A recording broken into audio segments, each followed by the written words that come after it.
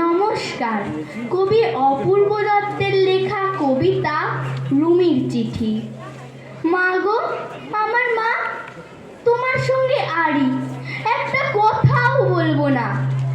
গেল বছর পুজোর সময় সেই যে আমায় ফেলে দিদার কাছে যাচ্ছি বলে কোথায় চলে গেলে। তখন থেকে তোমার জন্য বসে আছি মা। এবার বুঝে আসবে তো ঠিক?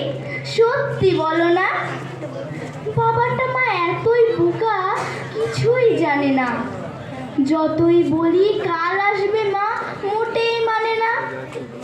আমার জন্য ভেবো না মা, আমি ভালোই আছি। কদিন আগে বাবার সঙ্গে গিয়েছিলাম রাঁচি।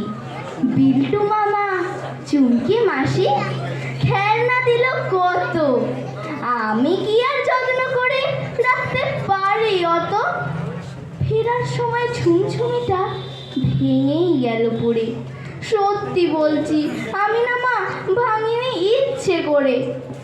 ওই দেখো মা, একটা কথা বলতে গেছি ভুলে।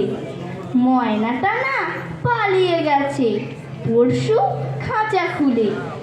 আর আমাদের দক্ষিণ দিকে কলাবতী গাছে আজ দেখছি দুটো হলুদ ফুলও ফুটে আছে। পরে আবার লিখবো মা, চাই অঙ্ক কষা বাকি, না হলে যে তুমিই বলবে পড়াতে দিস ফাঁকি। আসার সময় এনো একটা নতুন ঝুমঝুমি, তুমি আমার প্রণাম নিও। ইতি, তোমার রুমি। নমস্কার।